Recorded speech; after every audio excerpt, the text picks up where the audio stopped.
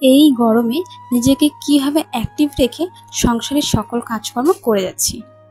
নমস্কার বন্ধুরা, আমি দিয়া তোমাদের সবাইকে আমার একটি নতুন ব্লগ ভিডিওতে অনেক অনেক স্বাগত জানাচ্ছি। আজ হলো মঙ্গলবার আর ঘড়িতে এখন বাজে 8:30টার মতন। আজকের সকালটা 1 কাপ দুধ চা তার সাথে ব্রেড দিয়ে শুরু হয়েছিল। তো সকালে খাওয়া দাওয়াটা কমপ্লিট করে নিয়ে তারপর কাজ করছি। দেখো রান্নাবাড়ি কিন্তু হয়ে গেছে, বানিয়েছিলাম ডাল আর একটা ভাজা, সেটা সবই খাওয়া দাওয়া করে কাজেও চলে গিয়েছে।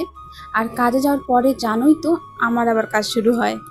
এদিকে গ্যাসটা মোছা বাকি ছিল, গ্যাসটা মোছার পরে যেখানে আমি আর কি হাঁড়ি কড়াই এসব রাখি না, সেই জায়গাটা প্রত্যেক দিনই মুছি।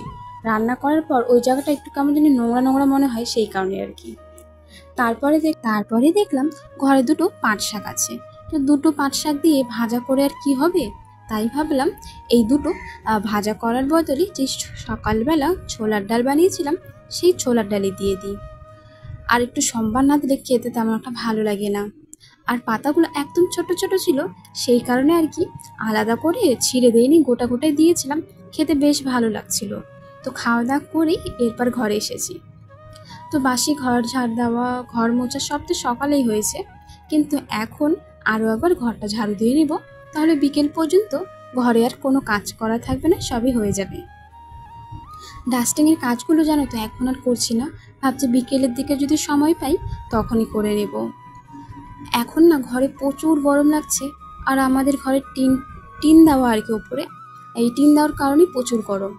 আর আমার যেদিকে ঘরটা আছে আর কি, আমার ঘরটা, সেদিকে জানো তো কোনো গাছও নেই আর ফাঁকা জায়গাও নেই যে হাওয়া আসবে, প্রচুর গরম।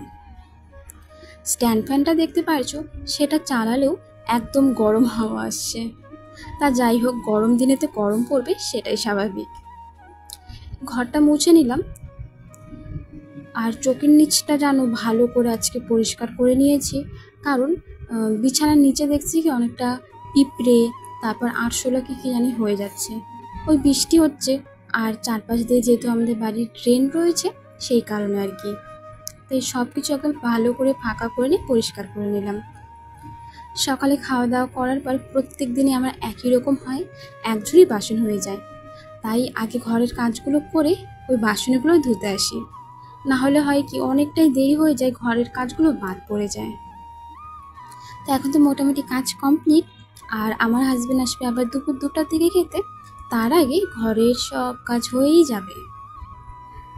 কিন্তু আজকে সকালে যেন ঘুম থেকে উঠতে আমার অনেকটাই দেরি হয়ে গিয়েছিল। উঠেছিলাম ওই 6:30টার দিকে, নাহলে প্রত্যেক দিন ওই সকাল 6টার দিকেই উঠি।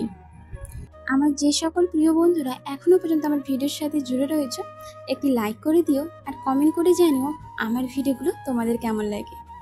আর যদি একটু ভালো লাগে তাহলে চ্যানেলটি সাবস্ক্রাইব করে আমার পাশে অবশ্যই থেকো। তো মোটামুটি সব কাজকর্ম কমপ্লিট করে আমি হাত মুখ ধুয়ে চলে এলাম ঘরে। ভেবেছিলাম যে একবার স্নান করে নেব, কিন্তু যেহেতু আমি সকালে একবার স্নান করে গোপাল সেবা দিয়ে রান্না বসিয়েছিলাম, আর বিকেলের দিকেও একবার স্নান করব, তাই দুপুর আর করলাম না।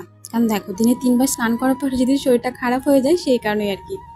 রান্নাঘরে এসে দেখলাম শ্বশুরমশাই একটা কাঁঠাল নিয়ে এসছে, কিন্তু এত গরমে আমার আর সাহস হলো না খাওয়ার।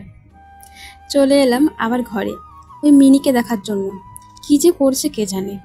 এসে দেখি বাবা, এর তো আর কোনো কাজ নেই, খাই দাই আর ঘুমাই। চলো মিনিকে দেখি ভিডিওটা আজকে শেষ করছি।